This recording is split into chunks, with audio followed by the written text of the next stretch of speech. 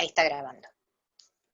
Entonces les decía, los patrones de respuesta frente a una pérdida de sangre siempre van a ser intentar compensar a partir de achicar el diámetro de los vasos, o sea, vasocontraerse. Eso pasa en el hipovolémico, ¿sí? Ahora, eso no pasa como respuesta, por ejemplo, en el shock distributivo, ¿sí? Que es el modelo del shock séptico o el shock anafiláctico. Ahora vamos a ir viendo algunas particularidades de cada uno de ellos, ¿sí? Igual, ustedes en lo que se tienen que basar fundamentalmente, ustedes y todos nos basamos en eso, es en conocer qué es lo que le estaba pasando clínicamente al paciente antes de llegar al shock. O sea, tengo un paciente que tiene un apósito con sangre que se está permeabilizando o un drenaje que está empezando a generar mayor flujo de sangre. Bueno, el riesgo de este paciente es la hipovolemia. Tengo un paciente con una pericarditis en control. Bueno, el riesgo es que esta pericarditis aumente de golpe y haga un shock cardiogénico. O tuvo un trauma con el volante del auto y llegó en condiciones hemodinámicas no acordes al tipo de trauma, porque no puedo estar pensando en una hemorragia, sino que por ahí podría estar pensando en un problema específicamente cardíaco, o el paciente ya tenía una falla cardíaca previa. El paciente hace un tiempo que está internado en el hospital porque tuvo una cirugía que se complicó, o tuvo un trauma, o ingresó con una infección severa. Está teniendo condiciones asociables a un shock distributivo, un shock séptico. El paciente recibió una medicación a la cual era alérgico, tiene las características ahora de un shock. Me arriesgo a pensar que es un shock anafiláctico.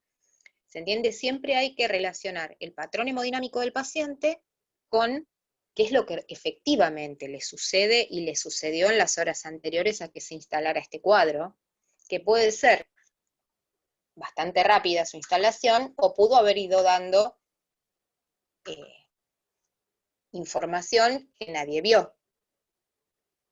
Esa es otra cuestión que puede suceder. Puede suceder que el paciente haya estado empeorando y nadie lo registró, y bueno, se nos dimos cuenta cuando se chocó. Esto también pasa en la vida real. La idea es que no, justamente.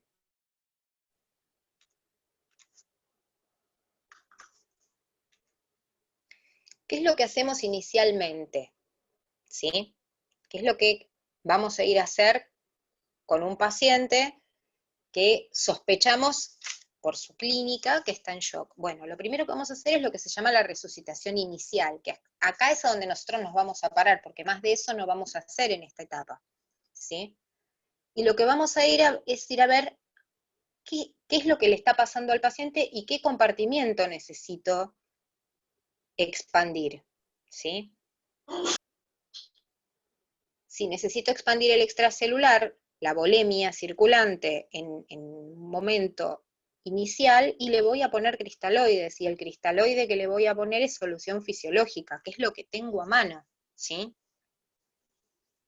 Sea el shock que tenga que reanimar, lo primero que voy a colocar siempre va a ser solución fisiológica. Luego, si lo que tengo que expandir es el intravascular, dependerá si lo que perdió fue sangre o lo que perdió fue líquido. Entonces ahí si le tengo que poner cristaloides, si le tengo que poner coloides, que no es lo más frecuente, o le tengo que poner directamente sangre al paciente.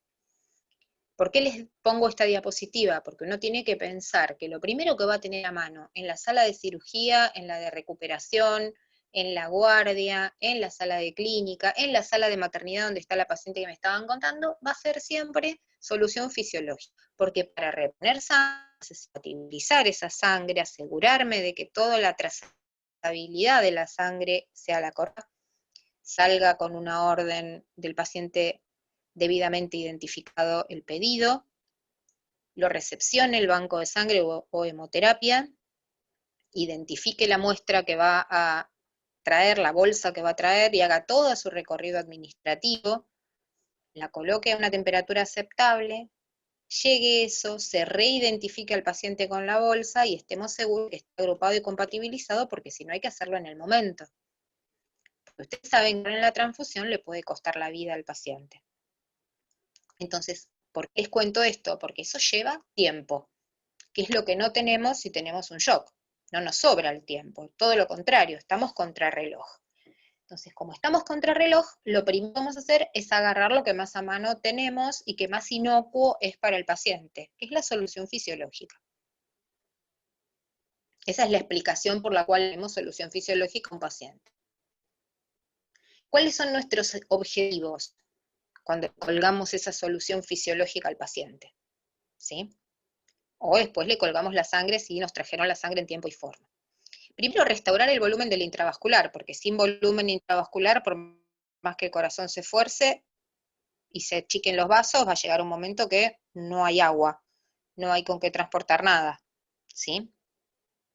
Corregir las alteraciones de la perfusión, es decir, tratar de evitar, en el caso, por ejemplo, del shock séptico, que se siga extravasando agua a través de otros tipos de tratamientos. Evitar la hipotermia de los pacientes. Acuérdense de lo que yo les decía en la clase de trauma. La hipotermia es deleteria para el paciente politraumatizado o para el paciente hipovolémico, ¿sí? ¿Se acuerdan? Hipotermia, coagulopatía y acidosis mata pacientes traumatizados. Evitar los trastornos de la coagulación. Esto va a estar relacionado directamente con el shock hipovolémico y con el shock séptico, que hacen trastornos de la coagulación. Y se va a tratar administrando o bien sangre o bien plasma, si es necesario. A tantas unidades de sangre hay que darle al demás paciente unidades de plasma. Esto lo van a ver cuando vean el tratamiento intenso del trauma, ¿sí? El tratamiento de segunda línea. Ustedes vieron la evaluación inicial del trauma y algunos cuidados. Cuando vayan avanzando en su formación van a ver qué soluciones se administra, en qué proporción se hace, cuándo se administran elementos de la sangre que estén relacionados con la coagulación, como es el plasma. ¿Sí? ¿Para qué? ¿Cuál es el objetivo de considerar todas estas 4 variables? Evitar la respuesta inflamatoria sistémica y la falla multiorgánica.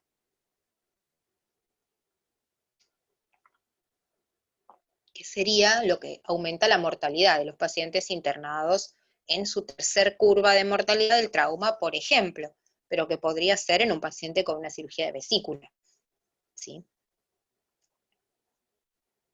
No es específico del trauma, refiero. Ese es un modelo que tenemos que, como le pasa de todo al paciente, nos sirve de ejemplo.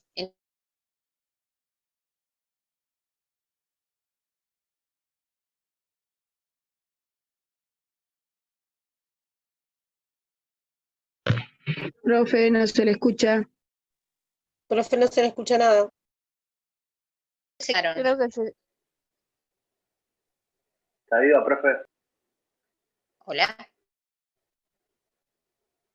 Ahora sí se le ¿Escuchan escucha. ahora? Profe. Bueno, esto era aunque va y viene, así que cualquier cosa me paran. ¿Dónde nos quedamos? ¿En esta o en la anterior? No, en esta guía. En esta, profe. Bien, fantástico. ¿Se acuerdan que en Adultos 1, ya sea que lo hayan cursado conmigo o con otros docentes, vimos los componentes del gasto cardíaco? ¿Sí? Que eran la precarga, que es la sangre que efectivamente le llega al corazón, la poscarga, que es la resistencia que hacen las arterias a la salida en la sístole cardíaca de la sangre hacia el sistema, la contractilidad, que es la capacidad que tiene el corazón como bomba, como músculo, para eyectar la sangre, ¿sí? La frecuencia cardíaca, que puede determinar, intentar compensar cuestiones que tienen que ver con el volumen circulante, y el ritmo. ¿Por qué el ritmo? ¿Por qué sumamos el ritmo también? Porque un corazón que está latiendo bien, que tiene una buena precarga, que tiene una buena contractilidad y que tiene una poscarga adecuada, si está rítmico, no va a ser capaz tampoco de llevar la sangre, esas arterias, en forma adecuada, si se quiere, a las necesidades de cada tejido, porque si yo tengo una bradicardia, por ejemplo, o tengo una arritmia, o tengo una taquicardia severa, la perfusión en algún punto va a estar condicionada por estas alteraciones del ritmo, ¿sí? Por eso lo ponemos ahora también como una determinante de la perfusión. No es una determinante del gasto cardíaco, pero sí es una determinante de la perfusión. Gasto cardíaco es frecuencia cardíaca por volumen sistólico. El volumen sistólico va a estar condicionado por la cantidad de sangre que llegue al corazón, que el corazón sea capaz de contraerse para expulsarla y que tenga una poscarga adecuada que no le haga resistencia a la salida.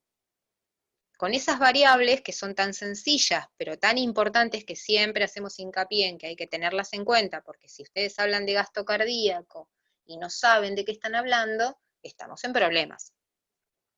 ¿Sí? Gasto cardíaco es la sangre que efectivamente eyecta al corazón en un minuto y está relacionada con la cantidad de latidos y la cantidad de volumen. Pero está condicionada o determinada por todas estas cuestiones además. Además de esto, en el cuerpo tenemos sustancias endógenas nuestras, que las fabricamos nosotros, que son vasoconstrictoras y sustancias que son vasodilatadoras. Del equilibrio de estas sustancias vasoconstrictoras y vasodilatadoras tenemos una normotensión y una normoperfusión. Ahora, estas sustancias justamente se alteran cuando hay shock. Por ejemplo, fíjense, vasoconstrictores, todos estos ya les suenan, norepinefrina o noradrenalina, adrenalina o epinefrina, renina, angiotensina, vasopresina, estas las conocen, ¿sí? Por otro lado, tenemos unas que son nuevas para ustedes, que son las sustancias vasodilatadoras, fundamentalmente el óxido nítrico, que lo necesitamos en el pulmón para mantener la vasodilatación pulmonar, lo necesitamos también, pero que cuando está aumentado, por ejemplo en la sepsis, lo que produce es una gran vasodilatación que produce escape de agua al exterior. No pretendo que se acuerden todas estas cuestiones, lo que sí quiero es que entiendan que del equilibrio entre vasoconstrictores y vasodilatadores, nosotros tenemos hoy la perfusión adecuada que tenemos cada uno de nosotros. Cuando hay determinadas alteraciones hacia más o hacia menos en la permeabilidad de un vaso o en el tono muscular de una arteria, nos vamos a encontrar o con mecanismos compensatorios, como puede ser aumentar el tono a través del sistema renina-angiotensina-aldosterona, a través de la adrenalina o a través de la vasopresina, para achicar la manguera. Y en algunos casos, como en el shock tóxico, que es el shock séptico, va a haber un aumento de sustancias vasodilatadoras que lo que van a hacer es hacer que aumente la permeabilidad. Y si se acuerdan el dibujito que vimos al principio, esta permeabilidad hace que el agua se escape. Entonces me van a quedar las células confinadas al vaso, porque las células no van a salir por agujeritos tan chiquitos, pero el agua va a generar edema. El paciente va a estar edematizado, pero hipovolémico. ¿Le falta hemoglobina? No porque no está sangrando. Lo que le falta es agua que la lleve por todo el circuito. Acá tienen una definición para hoy que me decían que querían avanzar un poquito en el tema, íbamos a avanzar un poquito, muy poquito, ¿sí? Muy poquito, en definir un poquito los tipos de shock. El shock cardiogénico siempre falla de la función del corazón, lo dijimos hace un rato cuando vimos la diapositiva con los diferentes. Es la bomba la que no eyecta la sangre en forma suficiente al sistema, ¿sí? Lo más frecuente es cuando hay infarto de ventrículo izquierdo. Se muere el ventrículo izquierdo, no puede eyectar sangre, no se contrae, ¿sí? Tiene una mortalidad alta, el shock cardiogénico hay que actuar rápidamente porque si no el paciente se va a parar, se va a morir de un paro cardíaco, ¿sí? Y bueno, acá tienen elementos que hoy conocen y que van a conocer cuando cursen paciente crítico. Ya saben que el gasto cardíaco va a ser bajo porque la eyección sistólica no es posible, ¿sí? No está yendo la sangre al sistema como tiene que ir. Las otras dos cuestiones son mediciones invasivas que ahora no las vamos a ver, pero recuerden que la respuesta a este gasto cardíaco bajo es aumentar la resistencia vascular. Por lo tanto, el paciente en una primera fase no va a estar tan hipotenso como en un shock hipovolémico. Después, por supuesto que sí, porque no tiene sangre en las arterias, pero se va a parar. Ese paciente va a hacer un paro cardíaco si no hacemos nada, ¿sí?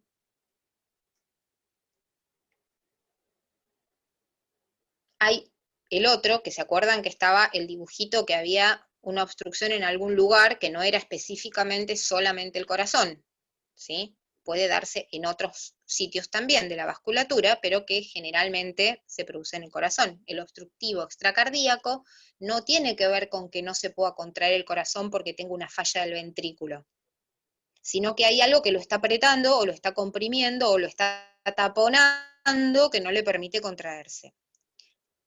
A los efectos es lo mismo. Por eso les puse, fisiopatológicamente se puede considerar igual al shock cardiogénico. La causa es distinta, porque si yo tengo una pericarditis constrictiva, que es sangre y líquido entre el pericardio fibroso y el pericardio seroso, eso se corrige con una punción y retirar la sangre, y el corazón vuelve a latir en forma normal.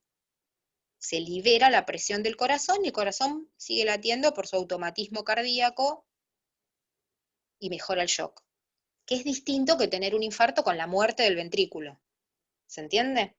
Fisiopatológicamente es lo mismo, no tengo un volumen de sangre adecuada, me cae el gasto cardíaco. Pero, anatomofisiológicamente, la causa y el tratamiento son diferentes. Porque yo, si tengo un infarto masivo del ventrículo izquierdo, no puedo hacer nada con ese paciente. Pero si yo tengo un taponamiento, o tengo un tromboembolismo pulmonar, o tengo una pericarditis constrictiva, todavía tengo algunas otras cosas que hacer desde afuera. Yo no, por supuesto, el cirujano lo va a hacer, o el intensivista si el paciente está en intensiva, para alivianar la presión de ese corazón.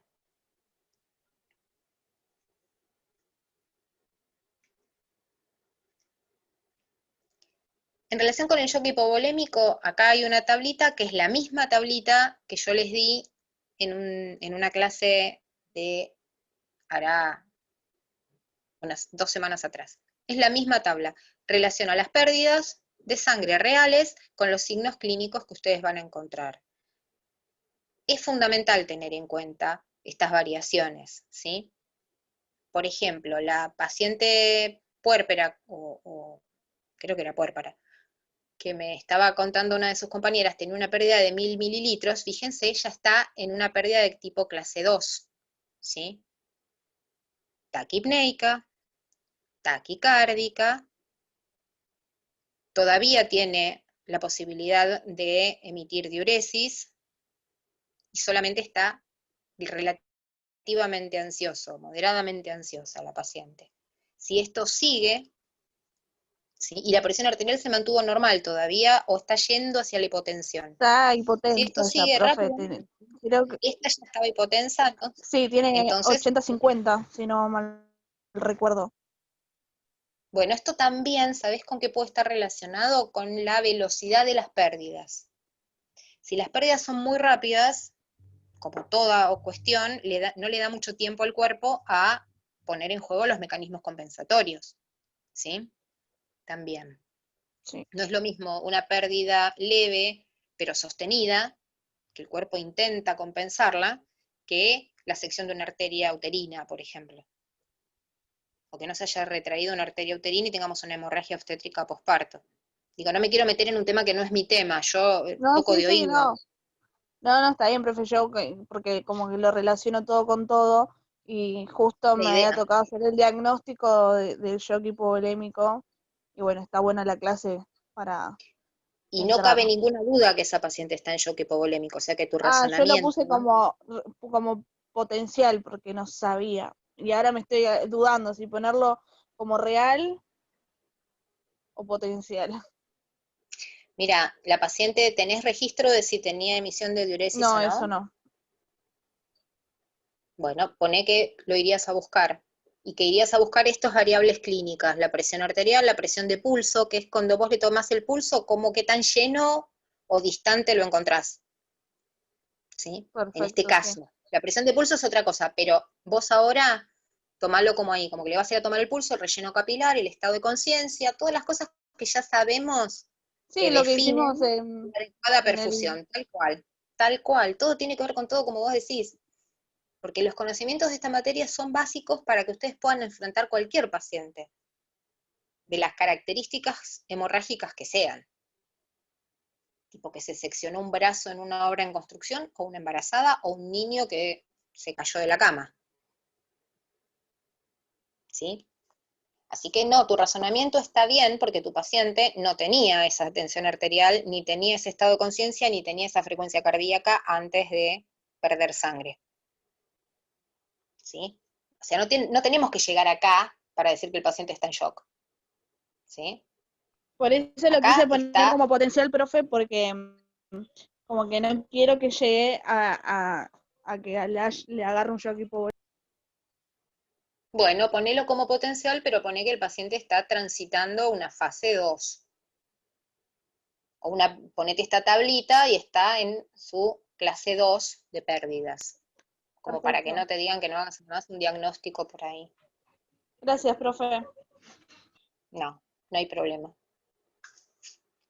Esto no lo tienen que retener de memoria, solamente quiero que vean y que tengan en sus cabezas cómo se va dando la clínica desde una situación que casi no tiene signos y síntomas cuando la pérdida es baja, que es en la clase 1, fíjense, está casi todo normal, levemente aumentada la frecuencia cardíaca, levemente la frecuencia respiratoria, pero la verdad es que este paciente, si está internado en una sala de internación general o en una sala de cirugía, no nos vamos a dar todavía cuenta de que está perdiendo sangre, porque la pérdida es mínima y porque no tiene correlato clínico, no tiene sintomatología todavía. Ahora, después ya empieza a instalarse.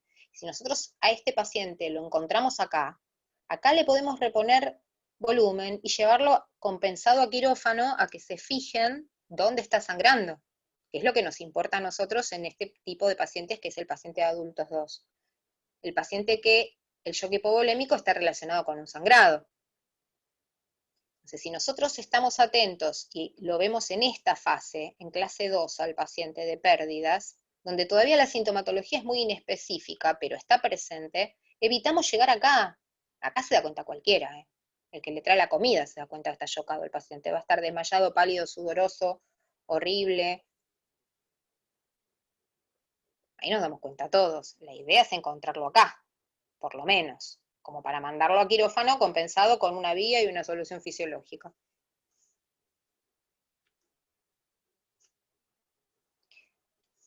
El tema con el shock distributivo es bastante más complejo y yo les voy a dar solamente una miradita de esto que después en crítico lo ven a fondo cuando ven sepsis, ¿sí? De todos modos, después les voy a dejar unas cosas sobre sepsis como para que las tengan también, porque es útil. La idea de pensar el shock distributivo es cambiar el chip del shock hipovolémico. Acá, en el shock hipovolémico, el paciente se vasocontrae como respuesta. En el shock distributivo, el paciente no se vasocontrae, se vasodilata por estos mediadores químicos que les mostré al principio, vasodilatadores, ¿sí? Que pueden estar estimulados por un germen, por una toxina de ese germen, por una lesión directa del sistema nervioso, como es el shock neurogénico, o por una respuesta a una sustancia alergena que funciona como irritante y que hace que este paciente haga una respuesta masiva como es el shock anafiláctico. En todos los casos, en estos 3 casos, ¿sí? Puede ser que el flujo sanguíneo que el paciente tenga sea normal e inclusive hasta podría estar hipervolémico el paciente. Ahora, ¿qué pasa? Al estar vasodilatado y al haber una ruptura de la permeabilidad, un aumento de la permeabilidad, una ruptura del endotelio, que es la membrana que recubre los vasos, este volumen de sangre normal empieza a hacerse, entre comillas, una hipovolemia, porque hay una pérdida neta de agua hacia el intersticio. Por lo tanto, no hay una distribución normal del líquido a cada uno de los tejidos, y este líquido es el que transporta el oxígeno y los nutrientes. Se porta como si fuera una hipovolemia, pero no es una pérdida de sangre neta. Es una extravasación, si se quiere, de líquido por cambios en la permeabilidad. Esa sería la definición un poco más científica de lo que yo les vengo diciendo. Y esto es lo que necesito que sepan, no porque les esté queriendo dar de menos, sino porque no los quiero atosigar con cosas que todavía les falta entender algunas otras variables, ¿sí? Y que las van a profundizar en otro momento, pero creo que es importante hablar de shock cuando estamos hablando de un paciente quirúrgico y de un trauma. Por ejemplo, una sección medular puede provocar un shock neurogénico en un paciente que chocó con el auto, o que se cayó de un 5.º piso. ¿Qué pasa con el tema del shock anafiláctico? ¿Sí? Es el más raro de ver, porque no es algo que uno vea habitualmente en ningún lado, tanto sea la guardia como acá. A lo mejor puede haber un shock anafiláctico con alguien que tiene abejas, por ejemplo. Pero puede pasar que un paciente no les dijo que era alérgico, le hicieron la historia clínica amplia, le preguntaron de las alergias, el paciente no sabía, le dieron una medicación y es un shock anafiláctico. Puede pasar, también. Entonces, por eso es que lo charlamos acá. Para que se produzca una reacción anafiláctica, generalmente, y la palabra generalmente dice que no siempre, sino en la mayoría de los casos, tiene que haber habido una exposición previa al antígeno, ¿sí? Que cebe las células, las deje atentas a que cuando se exponga nuevamente a este antígeno se produzca la respuesta masiva, ¿sí? Esto sería esto que tienen en la diapositiva sería la fisiopatología de esta primera y segunda situación en la cual los pacientes se exponen a una sustancia alergena, esta sustancia alergena moviliza una respuesta, que es la producción de IgE, que es como la que detecta la aparición de este antígeno, y que cuando se vuelva a exponer, los basófilos, los mastocitos, están como advertidos, están como despiertos frente a esto, están lo que se llama cebados. ¿Y qué va a generar esto? Va a generar la respuesta masiva. La primera es alergia, la segunda es anafilaxia. ¿Sí? ¿Y qué es lo que van a hacer este antígeno que llega y que libera toda esta situación, esta catarata de eventos que producen la anafilaxia? Y bueno, van a empezar a aparecer un montón de sustancias químicas circulantes que van a ser los responsables del shock anafiláctico, ¿sí? Desde la histamina, que ya la conocen desde adultos 1, porque le damos a los pacientes antihistamínicos, como es la difendramina, en una crisis asmática, que también es una situación en la cual hay células cebadas y que responden a alergenos muchas veces, o a situaciones que producen una respuesta desmedida, y otro tipo de componentes de la coagulación que pueden llegar a generar mayor grado de respuesta masiva del paciente. ¿Cuál es la clínica que el paciente va a tener? Ahora la vamos a ver.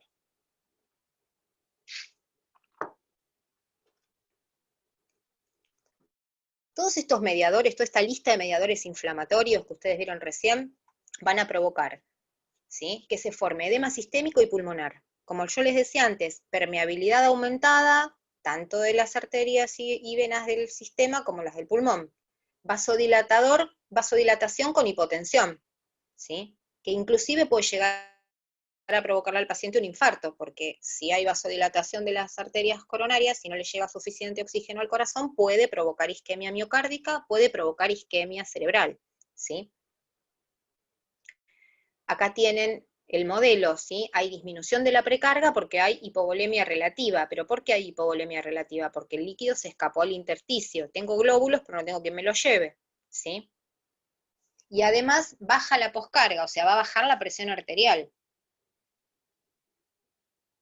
Es decir, que la poca sangre que me quede, los pocos glóbulos no tienen quien les haga fuerza para llevarlos. Hay una vasodilatación masiva, como en el shock neurogénico, en el shock anafiláctico. Y lo que hay que hacer es recuperar ese tono arterial. ¿Por qué? Porque si no, Eso sumado a que el corazón tampoco recibe suficiente oxígeno, vamos a estar en una situación catastrófica. ¿Sí? La presentación de este tipo de shock es baja, pero cuando es una situación grave. ¿Sí? ¿Con qué se va a tratar? Se va a tratar con antihistamínicos, se va a tratar con drogas para mejorar la presión arterial.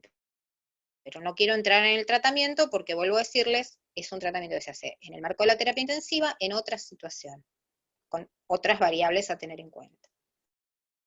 Esto es solo la mirada de qué es lo que se produce a nivel vascular en un shock anafiláctico.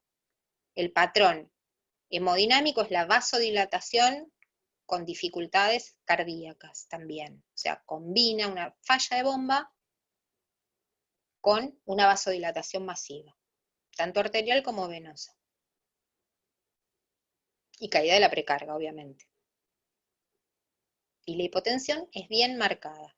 En el shock neurogénico, ¿sí?, puede pasar por dos cuestiones. O por una lesión anatómica, como yo les decía, un trauma donde se secciona la médula, ¿sí?, o una disfunción por algún tipo de bloqueo farmacológico que trabaje sobre el sistema nervioso simpático, o sea, aquel que vasocontrae.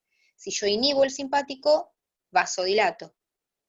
Sea por una cuestión mecánica o sea por una cuestión farmacológica, si yo inhibo al sistema nervioso simpático, se produce vasodilatación.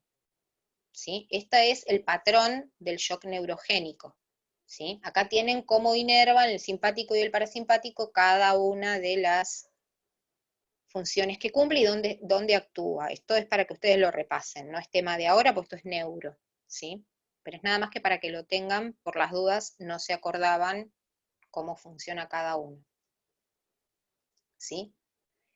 ¿Qué es lo que nos importa? Cualquier lesión medular o bloqueo farmacológico arriba de tórax, digamos, de la vértebra torácica 6, puede bloquear dos efectos: el aumento de la frecuencia cardíaca y la vasoconstricción. Por lo tanto, ¿qué es lo que va a suceder? Va a haber hipotensión severa, va a haber descenso de la precarga, porque si hay hipotensión y hay caída del llenado venoso, va a disminuir la precarga, más una bradicardia, o sea que no va a haber mecanismo compensatorio, no va a aparecer la taquicardia en el shock neurogénico. En el shock neurogénico van a tener un paciente hipotenso, severo y bradicárdico. No hay sistema simpático, no va a aumentar la frecuencia cardíaca para compensar el gasto. A diferencia del shock neurogénico, que aparece la taquicardia, como en el shock hipovolémico. En el shock neurogénico es muerte inminente porque el paciente está bradicárdico e hipotenso.